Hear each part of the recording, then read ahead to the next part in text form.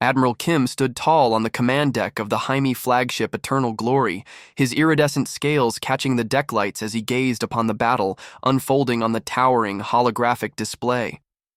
The final human defensive line near Jupiter's orbit was crumbling, just as the simulations had predicted. Human ships, small and primitive compared to the colossal Emes warcraft, were shattering under pressure, retreating in disarray. Another glorious day for the hegemony, observed Commander Choi, Kim's most trusted advisor. They fight with spirit, these humans, but even their defiance has limits. Kim nodded, his 4 eyes blinking in smooth succession, a gesture of approval among his kind. 10 years of war, he said, his voice laced with triumph. And, at last, they break. They were unpredictable at first, Choi added thoughtfully. Unorthodox, but ultimately, futile. We outnumber them 5-1. Our technology surpasses theirs by centuries. Victory was inevitable. Around them, the command deck hummed with the coordinated efforts of officers from across the 17 worlds of the Jaime Union. The hegemony had reigned for 8 millennia, absorbing worlds through diplomacy or conquest. But Earth had been an anomaly. When Jaime scouts first charted the blue planet 50 years ago, they'd expected the usual capitulation. Instead, they'd met fierce resistance. Humans had refused to bow. "Admiral," called out a comms officer, "the human command ship has been destroyed. Their fleet is in full retreat." A wave of cheers erupted across the deck. Kim raised a clawed hand, silencing the celebration. "Transmit the report to High Command," he ordered. "The human resistance is broken. Begin preparations for orbital approach. We reach Earth in 12 hours. His gaze returned to the display of the solar system. Earth, a fragile blue marble, stood exposed. The war, costly in both ships and lives, was nearing its end. Earth. Beneath the Rocky Mountains. Far below ground in a fortified bunker, General Song studied battlefield data with a stern calm that contrasted the apparent catastrophe on the surface. His command staff worked in silent efficiency, unmoved by the fall of Jupiter's defensive perimeter. "Jupiter line has collapsed, exactly as intended," noted Colonel Yun. Admiral Kim took the bait. "They think it's over." Song gave a grim nod. He turned to a secure terminal, placed his palm on the reader, and input a 16-digit code. The screen flickered. "Confirm Protocol Lazarus." He hesitated only a moment, then tapped "Confirm." "Send the signal to the Phantom Fleet," he commanded. "Operation Lazarus is go. The hegemony will reach Earth orbit in 36 hours. The dreadnoughts must be in position before then." Colonel Yun's expression darkened. "Sir, are we sure this is necessary?" "The casualties were forecasted and accepted," Song replied sharply. "For a decade, we fought with one arm tied behind our back. We showed the Jaime exactly what they expected, a moderately advanced race with basic spacefaring tech. We threw battles we could have won. We deployed outdated systems while hiding the real ones, all to sell the illusion." "And the illusion held," said Admiral Han, stepping into the room. Her uniform bore the emblem of the Earth Defense, Force's secret dreadnought division, a unit so classified that fewer than 100 people on the planet knew it existed. General Song offered a firm nod. "The Phantom Fleet is yours, Admiral. Are the dreadnoughts ready?" Han's gaze was hard as steel. "They've been ready for decades, General. 12 dreadnoughts cloaked in a dimensional pocket beyond Pluto since day one. Each one's armed to wipe out continents. Their crews have trained in silence, waiting for this." "And the hegemony?" "Blissfully ignorant," Han confirmed. "According to our intel, while Admiral Kim was already envisioning his victory parade, the 17 species of the hegemony were reveling in what they believed was the final defeat of the obstinate humans. On Earth, Colonel Yun studied the strategic display of the retreating human fleet. "Our withdrawal was executed flawlessly," he noted. "Measured, not frantic. To the hegemony, it looks like our final chaotic stand." General Song turned. To face the command staff, his expression grave. "For a decade, we've upheld this deception," he said. We sacrificed lives, ships we could have saved, if only they'd known the truth, if they'd known what we've hidden. They couldn't, said Yun. The risk was too great. And now? He asked. Now, Admiral Han said with a cold smile. They'll understand. They'll learn why Earth has never joined their alliances, why we kept our true power hidden, why we stood alone among the stars. Aboard the Eternal Glory, Admiral Kim was reviewing fleet combat data when a junior officer approached, unease evident in his voice. Admiral, we're detecting anomalous energy readings in the outer system. Something large is moving. But the profile doesn't match any known human ship types. Kim dismissed the concern with a wave of his claw. Likely debris or damaged ships fleeing into the void. Nothing of concern. The officer hesitated. Sir, our analysts also intercepted a strange Earth transmission, something called Operation Lazarus. We don't yet know its meaning. That name gave Kim pause. Lazarus, he repeated, from their mythology, a man risen from the dead. Yes, Admiral. Our cultural teams confirm the symbolism. A flicker of doubt passed through Kim's mind. The humans had fought with cunning, adapting in ways that challenged expectations. Still, never had they shown technology that could threaten the might of the Emez. Yet, resurrection. Increase sensor resolution, Kim ordered. And raise combat alert levels. No surprises. Just then, Commander Choi arrived with a datapad. High Command sends its congratulations, he said. Celebrations have begun across the homeworlds.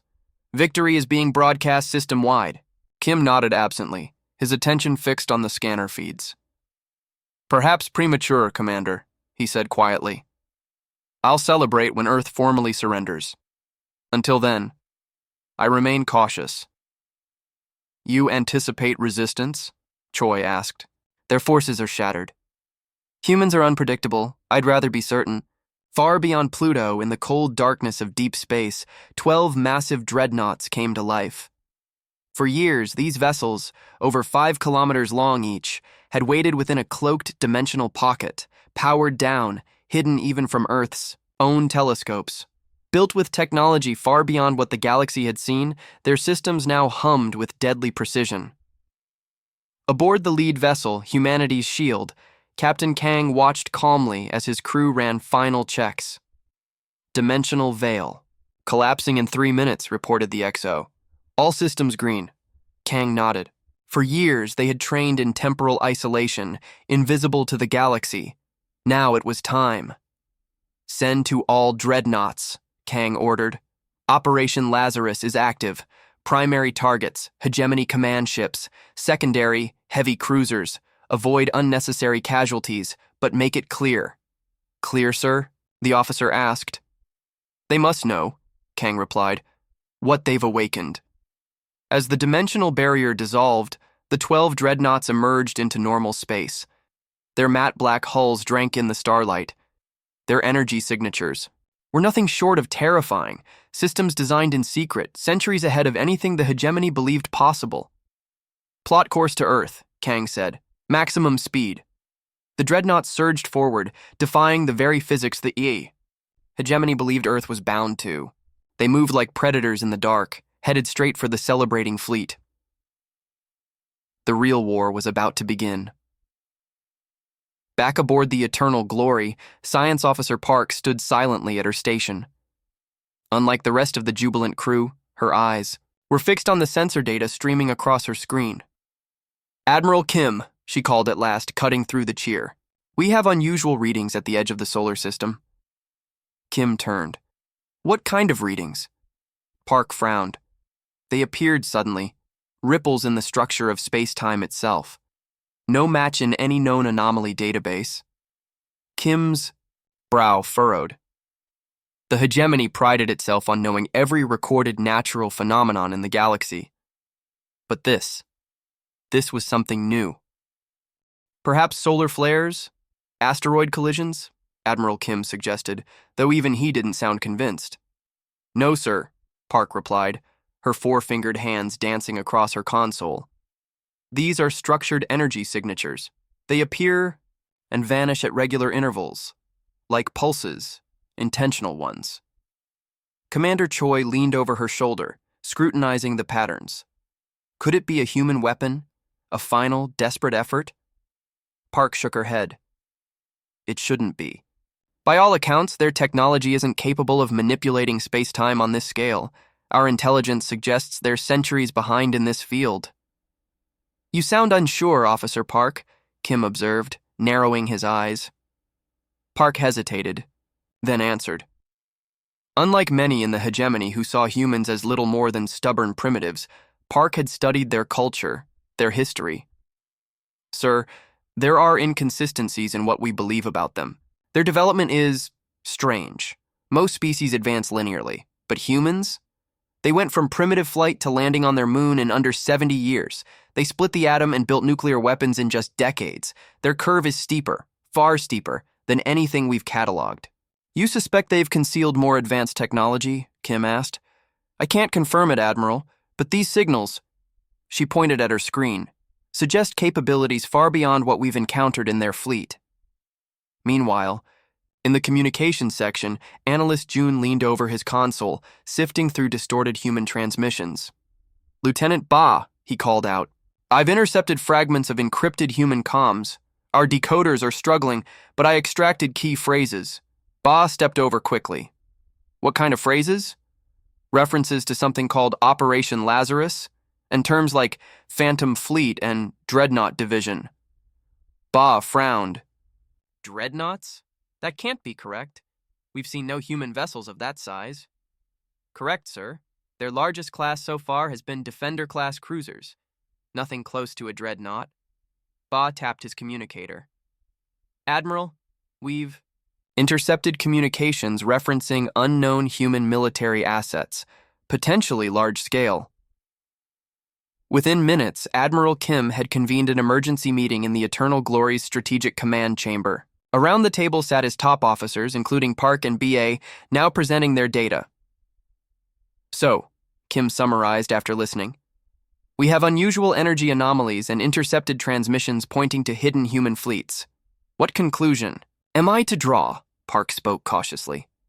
Sir, in human mythology, Lazarus is a man resurrected from death.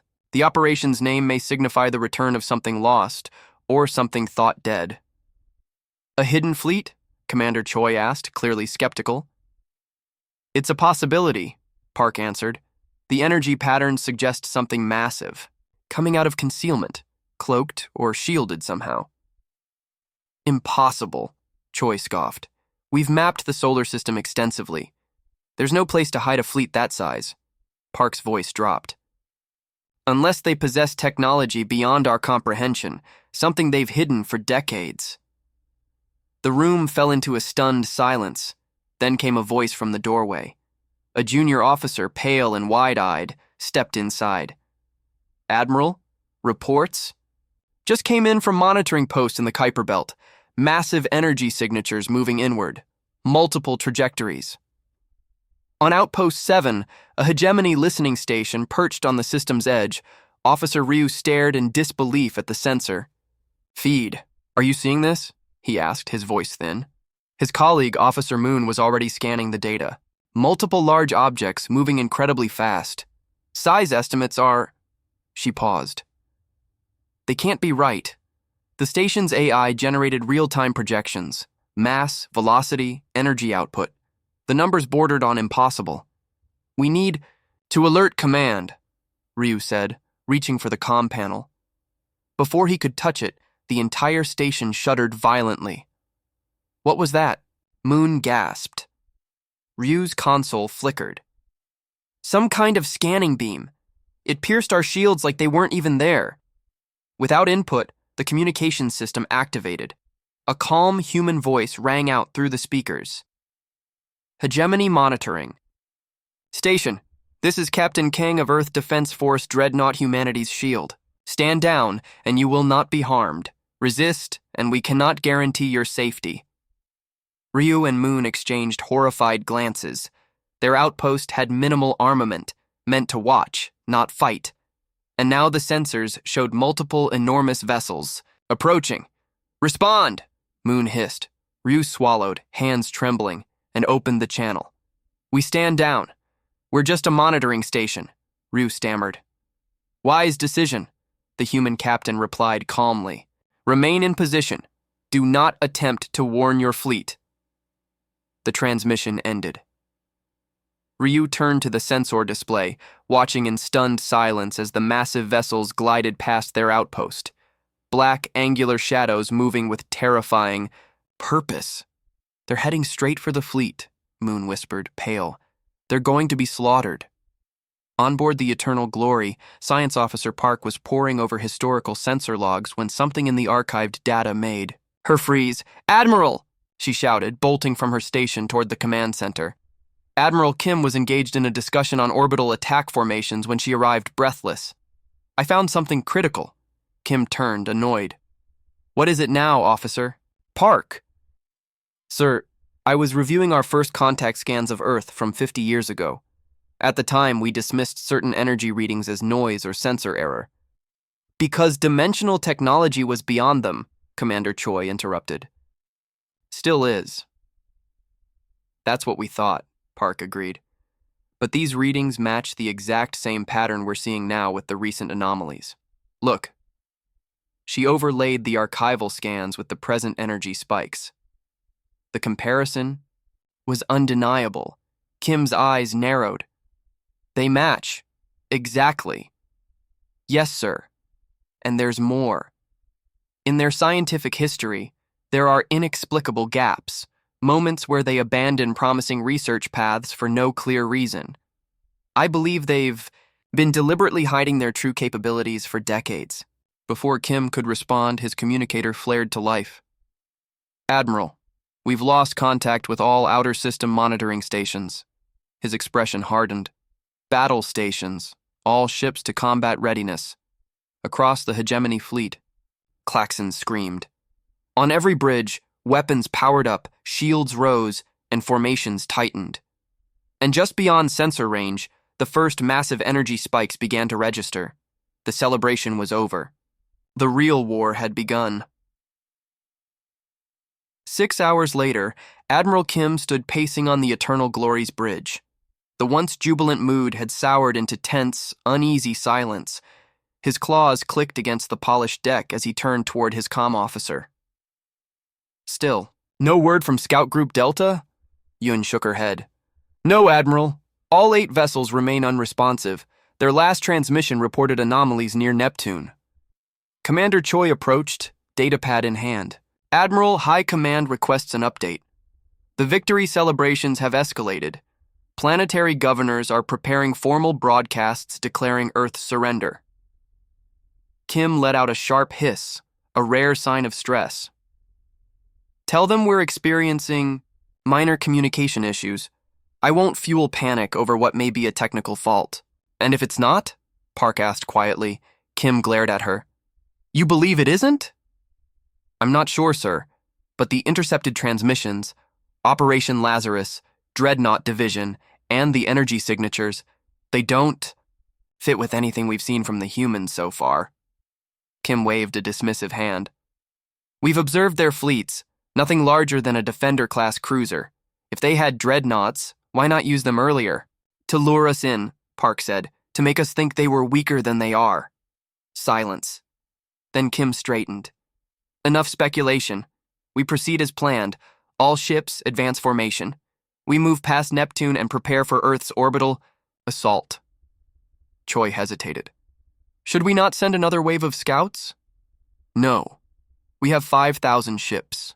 Whatever this is, technical failure or human deception, it won't stand against the full might of the hegemony."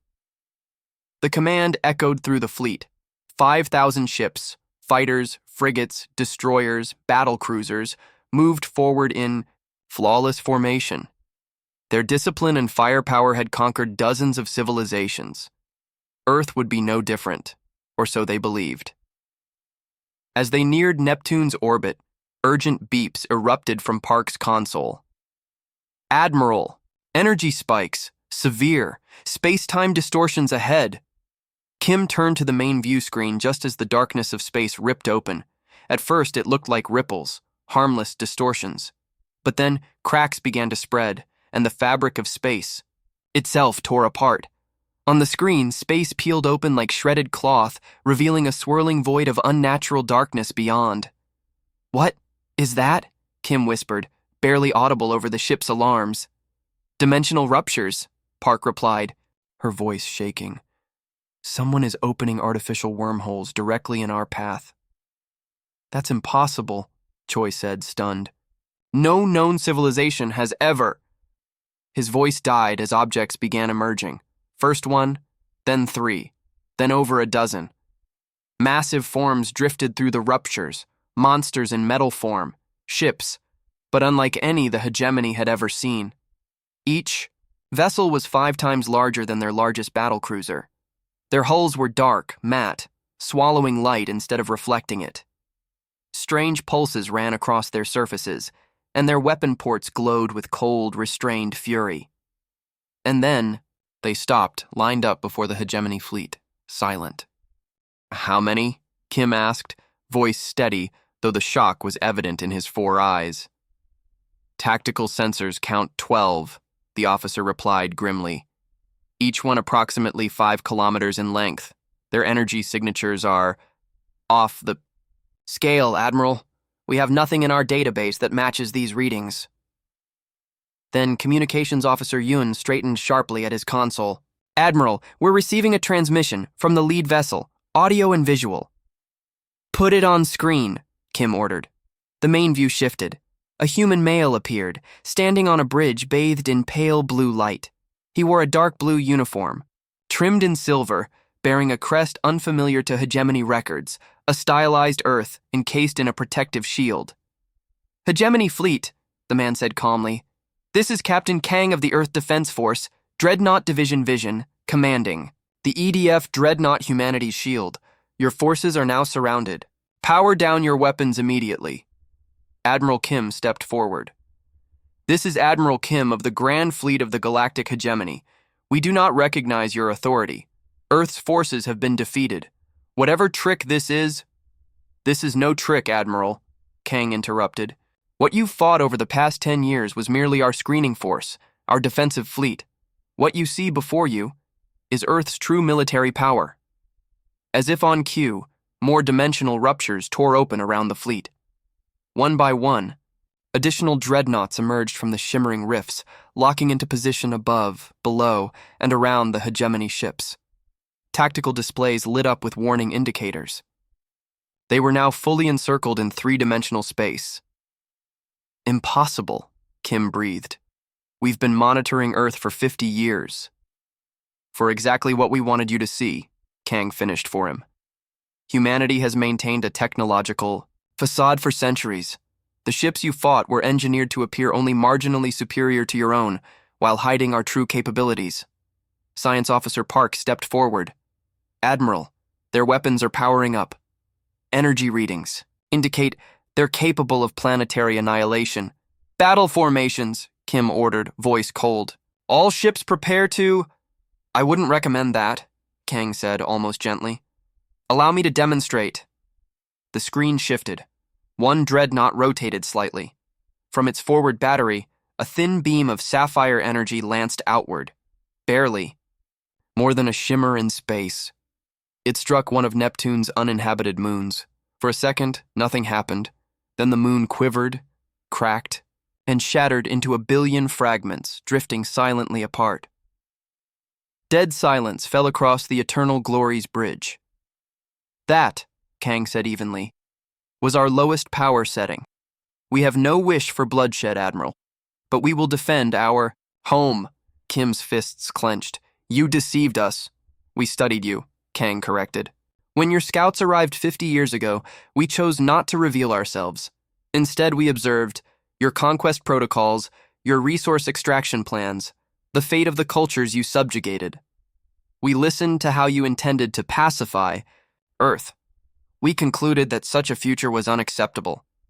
Kim stared at him. "These ships, they can't all be Earth-made. You've allied with someone." "They are entirely of human design and construction," Kang said. "Humanity has been spacefaring far longer than your analysts ever guessed. We simply chose to develop in isolation, until you forced our hand." Park stepped closer, her voice low. Admiral, the energy readings, they match the anomalous data from our first contact scans. They weren't sensor errors. Kim finally understood. The hegemony's greatest campaign had been built on a foundation of flawed intelligence. They had assumed humanity was weak. They had awakened something far more dangerous. What are your terms? Kim asked, keeping his voice level. Kang didn't blink. Power down your weapons. Return to hegemony space. A diplomatic vessel will follow to negotiate peace. And if we refuse? Kim asked. Kang merely gestured. On screen, the shattered remnants of Neptune's moon still drifted in silence. Kim turned to Choi. Send the order. All ships, stand down. Weapons offline. As the commands went out across the fleet, Park approached Kim again. Sir, she said softly. These dreadnoughts, this technology, it changes everything we believed about humanity. Kim gave a slight nod. Yes, it does. One wonders what else they've kept hidden. The Eternal Glory trembled slightly as its systems powered down. Around them, the human dreadnoughts moved into final position, silent guardians in the void. Kim stared at the screen a moment longer, then his expression hardened. Open a channel to Captain Kang, he ordered. This isn't over. The view screen flickered. But instead of Captain Kang, a different human appeared. An older woman with silver hair and eyes that seemed to carry the weight of centuries. This is Admiral Lee, she said without preamble, her voice calm, commanding. Supreme Commander of Earth's Dreadnought Division, Captain Kang has transferred authority to me for these negotiations. Admiral Kim straightened instinctively. Admiral Lee, he said coolly, your vessels are impressive, but don't be deceived by your technological advantage. The hegemony fleet numbers 5,000 ships. We have conquered hundreds of worlds across dozens of systems. This display changes nothing. We do not frighten easily. Lee's expression remained unchanged. Admiral Kim, I'll be direct. You have one opportunity. Withdraw your forces from the Sol system. Return to hegemony space. We will dispatch diplomatic representatives to negotiate terms for peaceful coexistence. And if we decline this generous offer? Kim asked, his voice laced with sarcasm. Then we will be forced to demonstrate why Earth has remained isolated. For so long, Lee said evenly. And I assure you, Admiral, neither of us wants that. Kim glanced around the bridge. Science Officer Park was locked on her sensor display, her expression grim. Tactical officers were murmuring urgently. Even Commander Choi, ever the loyalist, now looked unsure. You bluff well, Admiral Lee, Kim said coldly. But the hegemony does not surrender to threats. We came to incorporate Earth into our civilization, by diplomacy or by force. That mission stands. Lee sighed, a quiet sound, but somehow more ominous than anger. I had hoped for a different answer. For the record, Admiral Kim, Earth did not seek this war. You brought it to our doorstep, and now you will face the consequences. Kim gestured sharply. Cut the transmission. All ships, battle formations, target those dreadnoughts, fire at will. Across the hegemony fleet, weapon systems powered up. 5,000 ships, from nimble fighters to kilometer-long battle cruisers, locked onto the 12 human dreadnoughts. Energy weapons charged, missile bays opened, and shield generators hummed to full strength. Sir, Park said quickly, those dreadnoughts are emitting energy readings I can't even classify. Our shields may not... Fire! Kim barked. The space between Neptune and Uranus erupted into chaos. Thousands of hegemony vessels unleashed their arsenals, energy beams, plasma torpedoes, railgun slugs, all converging in a torrent of destruction, aimed at the 12 human dreadnoughts. It was enough firepower to lay waste to an entire solar system. The bridge of the Eternal Glory held its breath. Then, something unexpected happened. The attacks didn't explode or impact.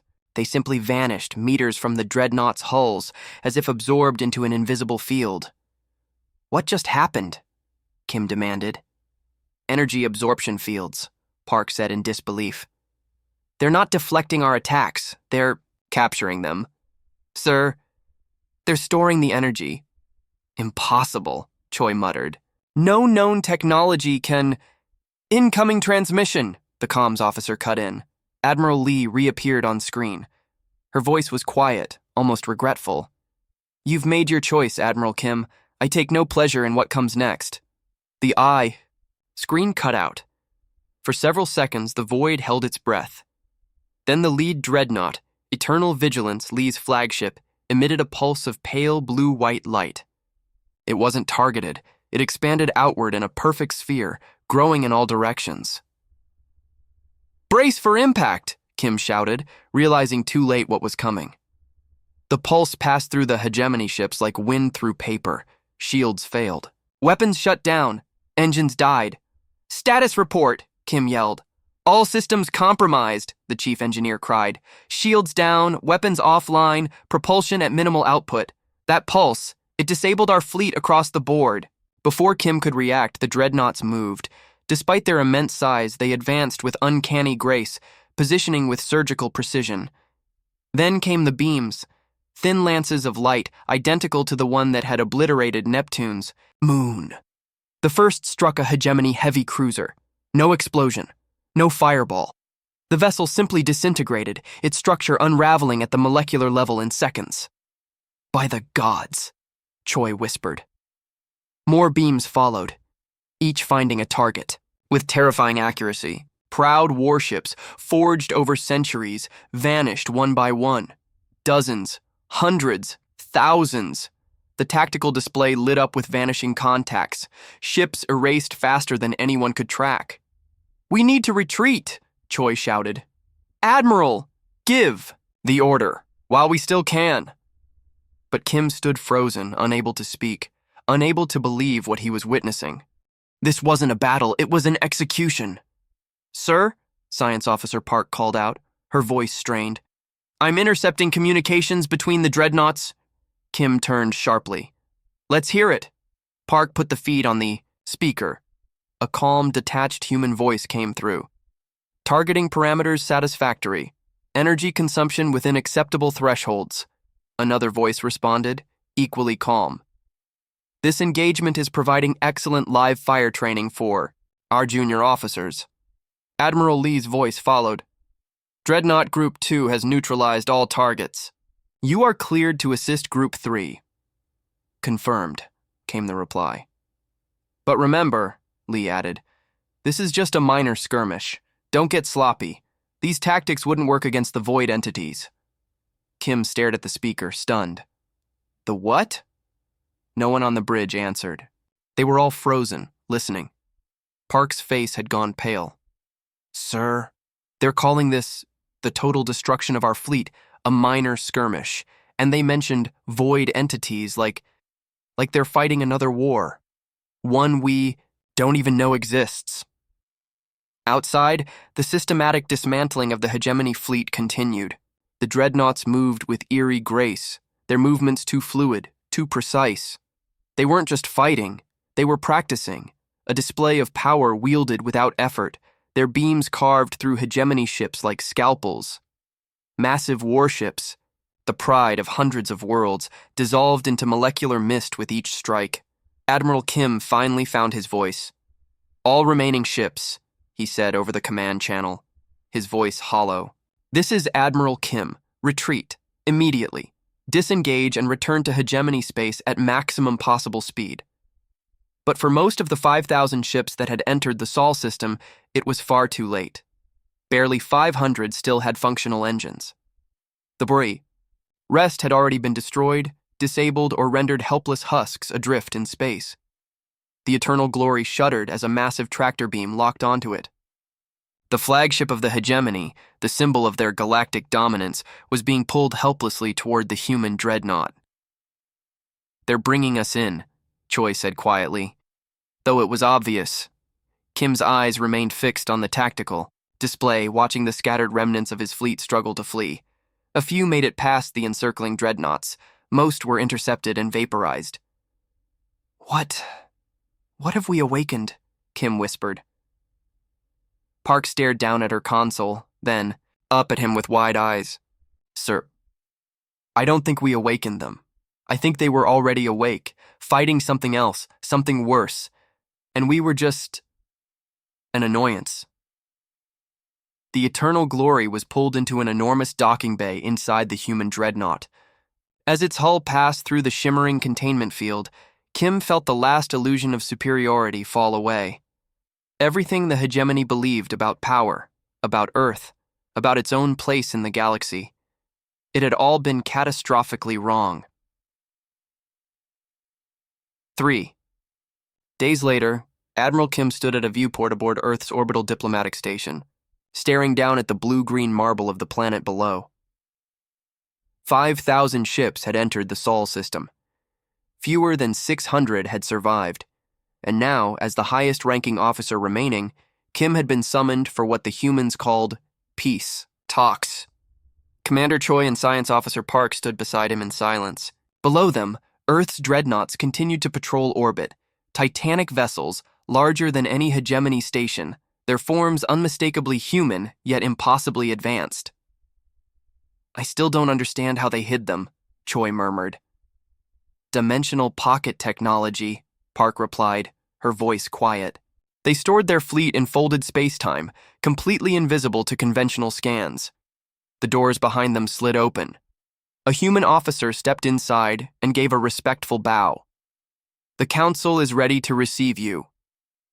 Kim straightened, his uniform, and followed. The humans had treated them with unexpected dignity, no cells, no restraints, just comfort, calmness, and quiet control. They were led into a vast circular chamber.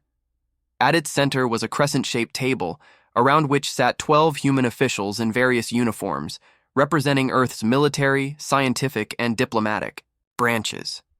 At the head sat Admiral Lee, now a familiar figure.